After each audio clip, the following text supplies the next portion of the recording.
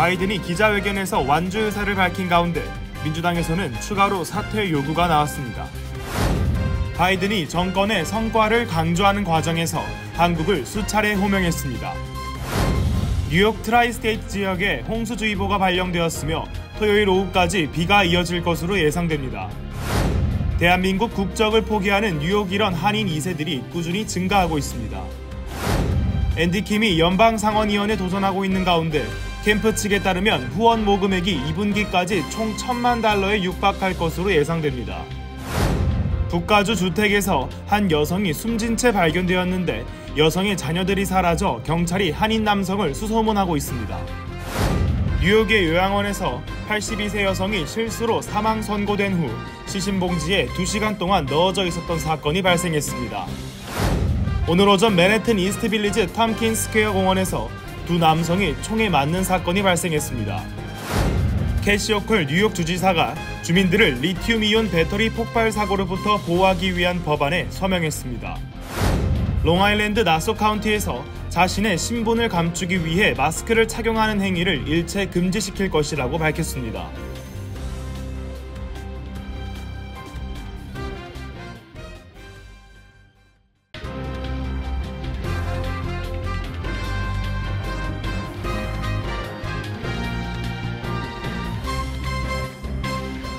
여러분 안녕하십니까? KBTV 뉴스9 이창원입니다.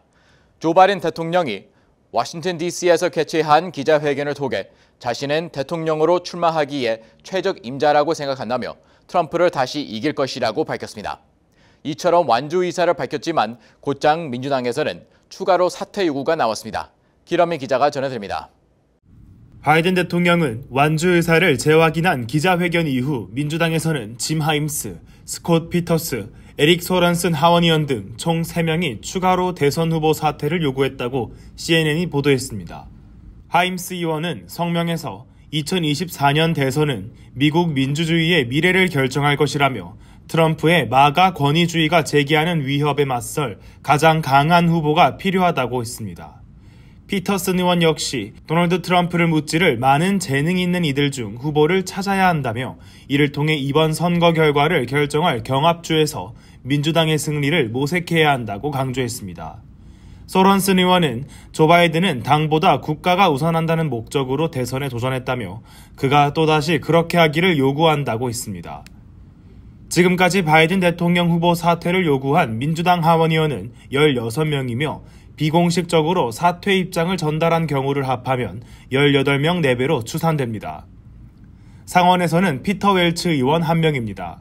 한편 바이든 대통령은 회견 직전 공개석상에서 볼로디미르 젤렌스키 우크라이나 대통령을 푸틴 대통령이라고 칭하는 실수를 저질렀고 회견에서는 카멀라 해리스 부통령을 트럼프 부통령으로 불렀습니다. 그는 기자들에게 트럼프 부통령이 대통령 자격이 없다고 생각했다면 부통령으로 뽑지 않았을 것이라고 말했습니다. 현재는 사퇴론 불씨기는 충분치 않았다는 평가가 우세합니다. KBTV 뉴스 길련민입니다. 한편 재선 가도의 분수령으로 주목받은 기자회견에서 조 바이든 대통령은 완주 의사를 거듭 밝히며 정권의 성과를 강조하는 과정에서 한국을 수차례 호명했습니다. 한일 관계 개선, 한국 반도체 기업들의 대미 투자 등을 언급했습니다. 전상 기자가 전해드립니다. 바이든은 자신이 재임 중 이룬 성과를 설명하며 한국을 방문했을 때 미국 내 반도체 제조에 $200억 투자하자고 설득했던 것을 기억한다며 그것은 세계에서 가장 안전한 경제, 가장 우수한 노동자들이 있기 때문이라고 말했습니다. 바이든은 지난 토론에서는 미 정부가 $64억 보조금을 지급했고 텍사스주에 대규모 생산 시설을 짓고 있는 삼성전자를 말하면서 수많은 일자리와 투자를 유치했다, 수십억 달러를 투자하도록 설득했다라고 했었습니다. 외교 안보 차원에서도 우리는 세계를 더 안전하고 강하게 만들었다며 한국을 언급했습니다. 한국, 일본을 비롯한 50여 국이 러시아와 전쟁을 벌이고 있는 우크라이나에 지원하도록 만들었고 한국, 일본, 호주, 뉴질랜드와 미국 간의 관계에 대해서도 얘기했다고 했습니다. 이번 나토 정상회의에 초청된 4개국은 미국과 함께 연내에 5국 외교장관 회의를 개최하는 데 합의했습니다. 한편 미국 내 한인 유권자들의 대선 후보 선호도는 바이든 대통령이 공화당 후보인 도널드 트럼프 전 대통령에 크게 앞서는 것으로 나타났습니다. 그러나 바이든 대통령에 대한 한인들의 지지는 지난 2020년 대선 때에 비해 감소한 반면 트럼프 지지율은 다소 높아졌습니다. 2024 아시아계 투표 서베이에 따르면 누구에게 투표하겠냐는 질문에 한인들의 절반에 육박하는 49%가 바이든에게 투표하겠다고 답했고 트럼프라고 응답한 한인들은 27%로 나타났습니다. 대통령 선거와 함께 치러지는 연방 상원 선거에서 한인들의 51%는 민주당 후보를, 32%는 공화당 후보를 찍겠다고 답했습니다. 아시아계 투표율은 선거를 거듭할수록 상승 추세를 보이고 있습니다. 아시아계가 행사한 760만여 표는 2020년 대선 당시 승패를 갈랐던 애리조나와 조지아, 네바다, 노스캐롤라이나, 펜실베니아 등 경합주의 득표 차이를 넘어선 것입니다. KBTV 뉴스 전상입니다. 오늘 아침부터 뉴욕 트라이스테이트 지역에 홍수주의보가 발령됐으며 토요일 오후까지 비가 이어질 것으로 예상됩니다. 한편 다른 악기상은 발생하지 않으며 1월부터는 다시 폭염이 이어질 것으로 보입니다. 최시우 기자입니다. 금요일 아침부터 토요일 오후까지 뉴욕시의 대부분을 포함하는 트라이스테이트 지역에 홍수주의보가 발령되었습니다. 뉴욕시 외에도 토요일 오후 6시까지 뉴욕주 로어 허드슨밸리, 나소 카운티, 뉴저지 북동부 그리고 코네티컷주 페어필드에 홍수주의보가 발령되었습니다. 오늘 오후에는 높아진 습도 속에서 소나기와 폭풍이 I-95 회랑을 따라 발생하기 시작합니다.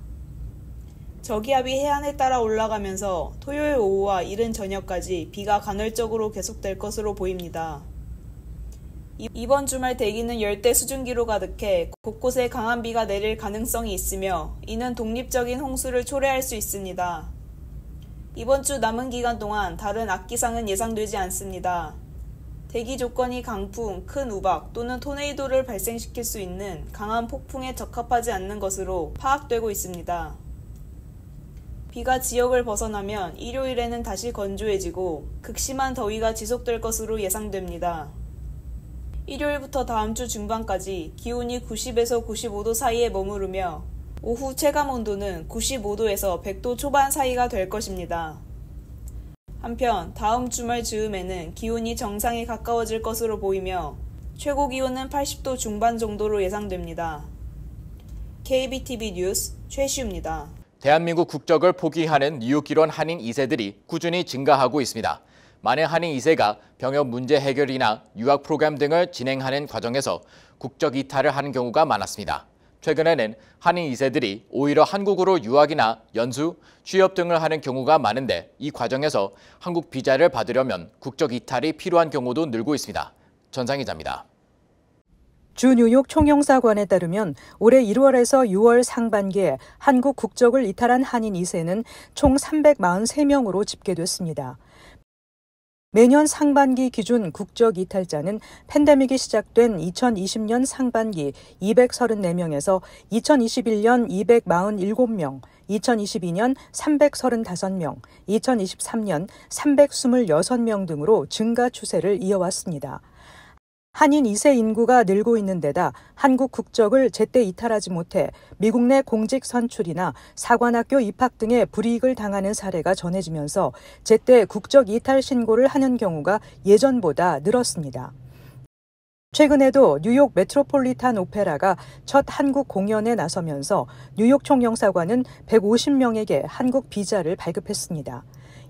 이 중에서도 본인이 선천적 복수 국적자인 줄 몰랐던 단원들이 비자 발급 과정에서 복수 국적자임을 깨닫고 국적 이탈을 한 경우도 있었던 것으로 전해졌습니다. 한편 한국 정부가 뉴저지주 정부와 운전면허 상호 인정 협정을 발표하면서 영문 운전면허 경력 증명서 발급이 급증했습니다. 미국에서 1년 이상 장기 체류한 재외국민은 한국 운전면허증을 뉴저지주 면허증으로 교환할 수 있기 때문입니다. 면허증 교환에 필요한 영문 운전면허 경력증명서는 올해 상반기에만 334건이 발급됐고 지난해 상반기 영문 운전면허 경력증명서 발급 건수 15건에 비해 폭발적으로 증가한 수치를 보였습니다. 제외 공간에서 공인, 공동, 금융 인증서 발급이 가능해지고 뉴욕 총영사관이 대대적 홍보를 하면서 인증서 발급 민원도 증가했습니다. 지난해 상반기 172건 수준이던 인증서 발급은 올해 상반기 264건으로 늘었습니다. KBTV 뉴스 전상입니다. 앤디 김 의원이 연방 상원의원에 도전하고 있는 가운데 캠프 측에 따르면 후원 모금액이 2분기까지 총 1,000만 달러에 육박할 것으로 예상되고 있습니다. 모금액의 액수도 주목받고 있지만 캠프는 주요 이익 그룹과 단체들의 돈을 받지 않았으며 순수하게 민촌들의 지원금이 모인 것이라고 전했습니다. 보도에 전장 기자입니다. 앤디 킴 의원이 연방 상원 뉴저지 민주당 후보에 도전하고 있는 가운데 지난해와 올해 5월 중순까지 전국 한인 569명이 총 86,720달러를 기부한 것으로 집계됐습니다. 이는 전체 기부자의 3%가량으로 일부 한인들은 서너 차례 기부하기도 해 총 기부 건수는 720건이었습니다. 건당으로는 평균 120달러로 나타났습니다. 최근 연방선거위원회가 분기별로 보고해온 후보 모금액 집계 자료에 따르면 2023년 1월부터 올해 5월 15일까지 김 후보 진영에 모인 후원금은 총 786만 달러였습니다. 캠프 측에 따르면 오는 15일 2분기 보고에서는 액수가 200만 달러 늘어나 총 1,000만 달러에 육박할 것으로 예상됩니다. 캠프는 이 모금액이 순수하게 민초들의 지원금이 모인 것이라는 것에 반색하고 있습니다. 해당 기간 모금 건수는 총 14,624건이었으며 중복 지원을 제외하고 약 12,000여 명이 김 후보 캠프에 후원했습니다.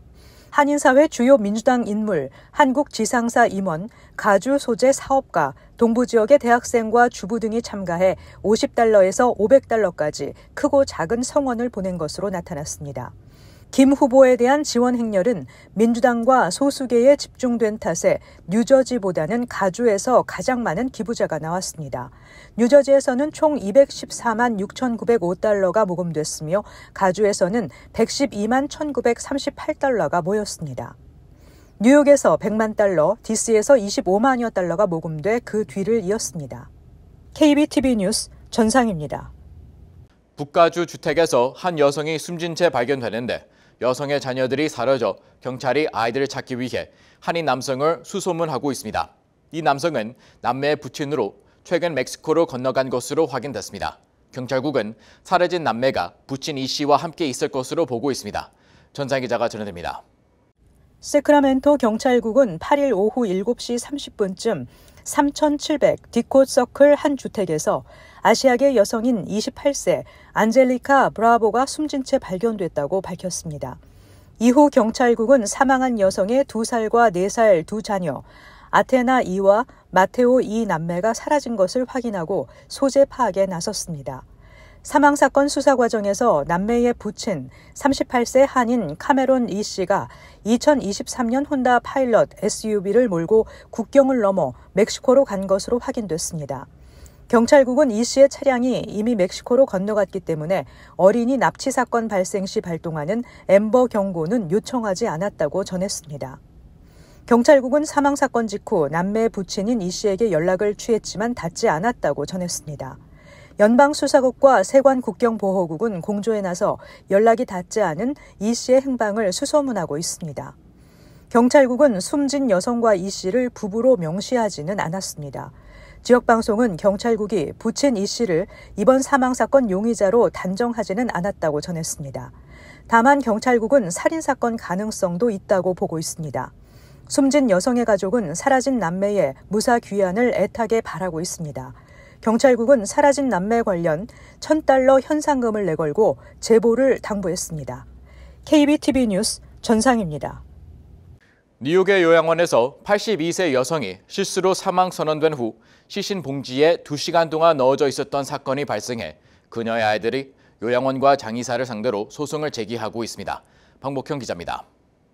서퍼 카운티 대법원 소송에 따르면 82세 여성 제니 발두치는 2022년 2월 4일 롱아일랜드 포트 제퍼슨에 있는 워터스 엣지 재활 및 간호센터에 있었는데 간호사가 그녀의 사망을 선언하고 그녀를 시신봉지에 넣어 방부 처리하도록 보냈습니다. 하지만 발두치가 뉴욕 밀러 플레이스의 카시미르 장례식장에 도착했을 때 직원이 봉지를 열어보니 아직 숨을 쉬고 있었고 맥박도 있었다고 발두치 가족의 변호사인 피터 데노토는 전했습니다. 장의사는 응급서비스에 전화를 걸어 발두치를 병원으로 이송했고 그녀는 하루 더 살았지만 결국 세상을 떠났다고 데노토는 설명했습니다. 발두치의 아들인 로버트와 조셉은 요양원과 장의사를 상대로 과실과 부당 사망 소송을 제기했으며 데노토는 이 소송을 통해 그러한 실수가 어떻게 일어날 수 있었는지에 대한 답을 얻을 수 있기를 바라고 있다고 말했습니다. 법원 문서에 따르면 아들들은 요양원이 발두치의 심부 정맥 혈전증을 발견하고 치료하지 못한 것에 대해 조기 사망과 부당 사망을 이유로 소송을 제기했습니다. 아들들은 요양원을 상대로 극단적이고 터무니없는 행위에 대한 구체적인 손해배상을 청구했습니다. 발두치가 사망한 날 이 사건은 뉴욕주 검찰총장실과 서퍼 카운티 경찰에 회부되었고 데노토는 두 기관의 기록 요청을 2번이나 제출했지만 아들들은 아직 조사 상태에 대한 정보를 받지 못했다고 말했습니다. KBTV 뉴스 박목현입니다. 오늘 오전 맨해튼 이스트빌리지 톰스킨 스퀘어 공원에서 두 남성이 총에 맞는 사건이 발생했습니다. 2명의 부상자 가운데 1명은 끝내 숨졌습니다. 박목현 기자가 전해드립니다. 오늘 오전 9시 50분경 맨해튼 이스트 빌리지에서 총격 사건이 발생했습니다. 사건은 이스트 7스트리트 A 애비뉴 인근에서 발생했습니다. 최소 1건 이상의 총격이 공원 남서쪽 코너에 위치한 체스 구역 인근에서 발생했습니다. 이번 총격으로 인해 74세 남성이 흉부에 총상을 입고 위급한 상태로 병원으로 이송됐으며 끝내 사망 판정을 받았습니다. 또 다른 44세 남성도 상체에 총상을 입었지만 병원으로 옮겨져 치료를 받았으며 현재는 안정적인 상태인 것으로 전해집니다. 그는 총상을 입은 직후 맞은편에 있는 델리로 달려가 도움을 요청했습니다. 용의자는 아직까지 검거되지 않은 상태이며 뉴욕시경은 용의자의 인상착의를 설명하며 수배에 나섰습니다. 용의자는 약 5피트 6인치의 남성으로 검은 가죽 재킷과 청바지, 마스크를 착용하고 있었으며 총격 직후 도주했습니다.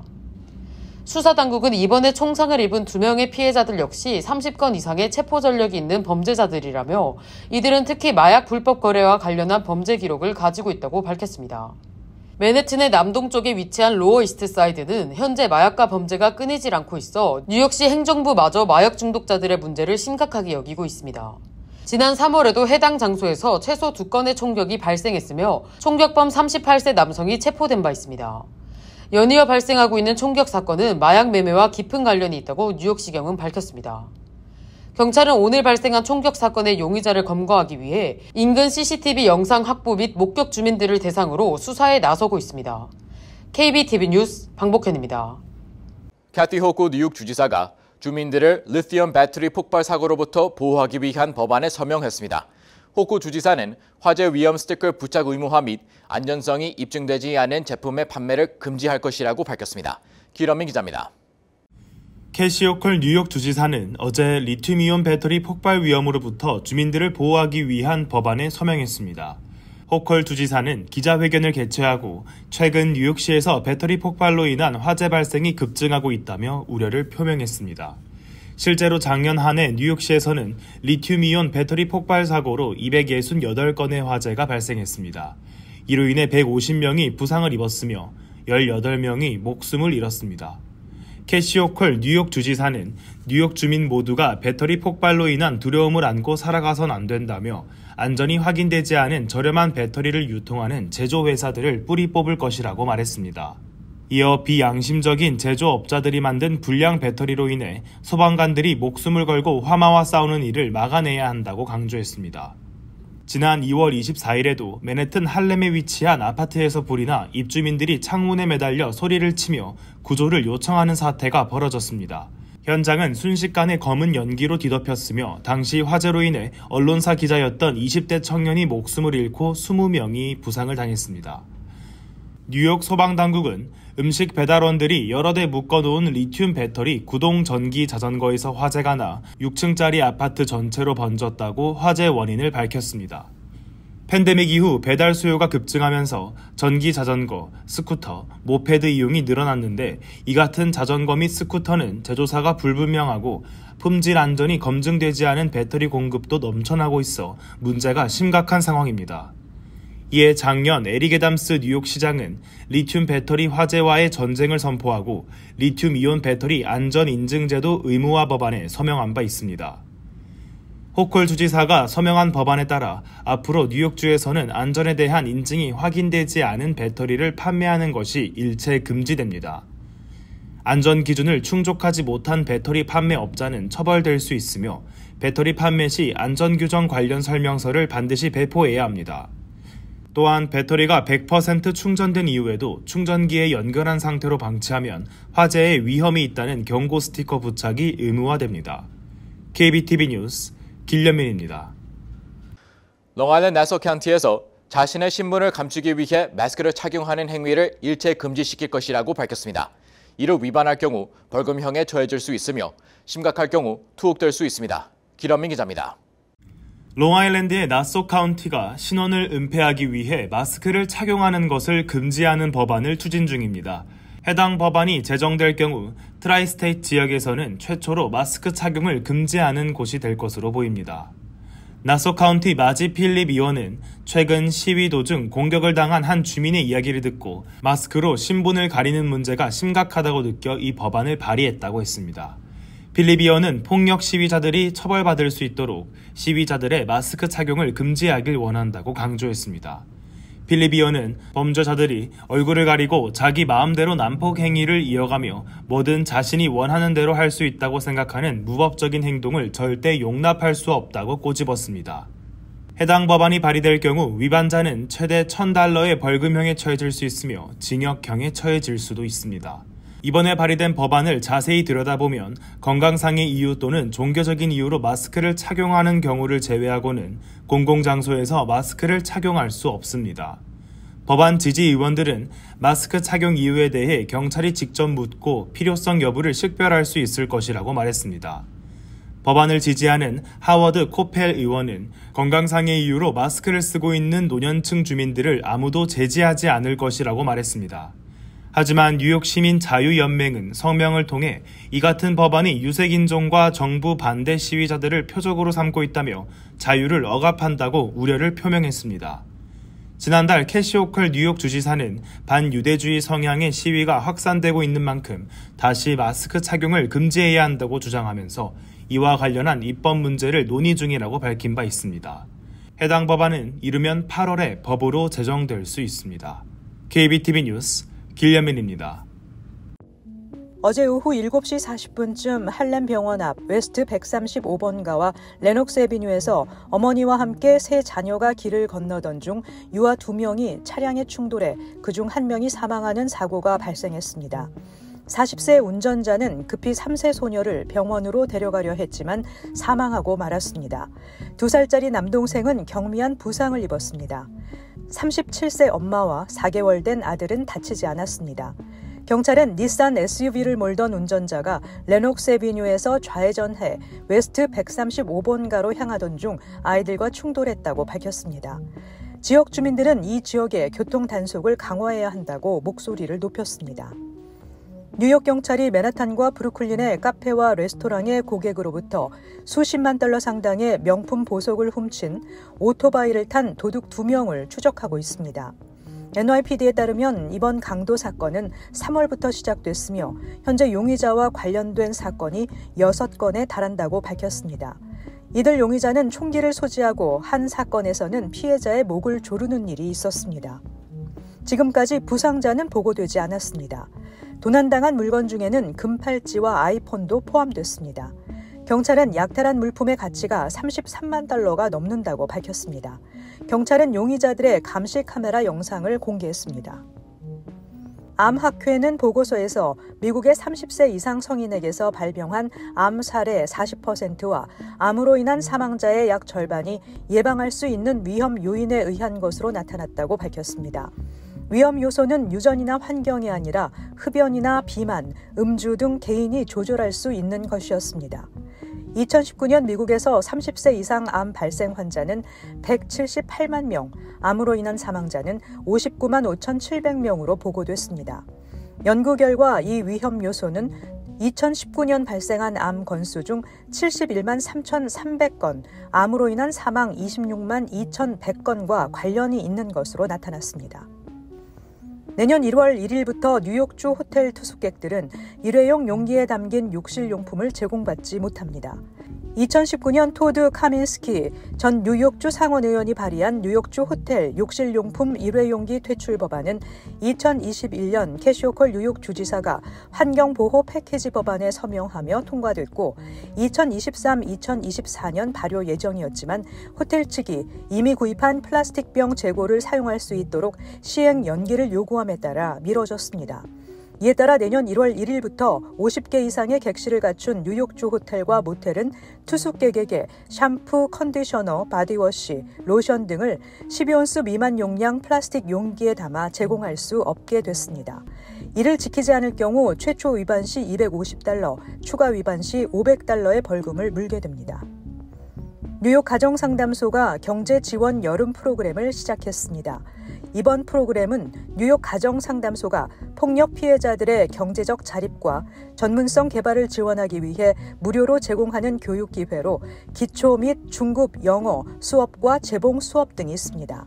특히 이번 학기에는 기초 영어 수업이 추가됐고 영어 중급자들은 Summer in NYC 클래스를 통해 영어 관람, 박물관, 다이너, 도서관 방문 등을 하며 뉴욕을 즐길 수 있는 기회를 제공받게 됩니다.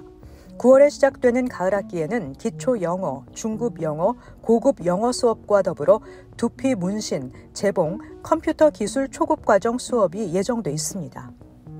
커뮤니티 브리핑을 전해드립니다.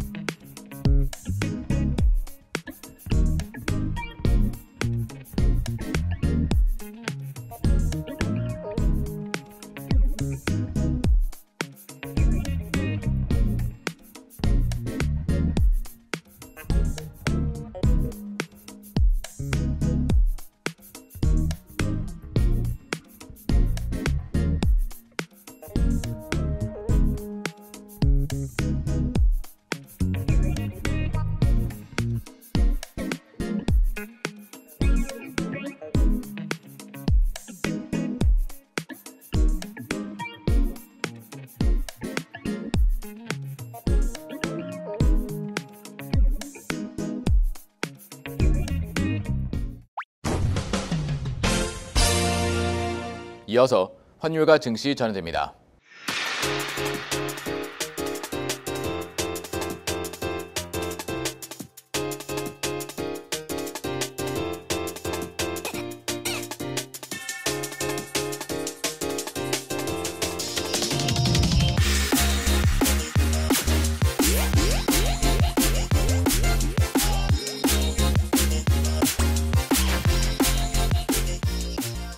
뉴욕과 뉴저지 날씨 전해드립니다.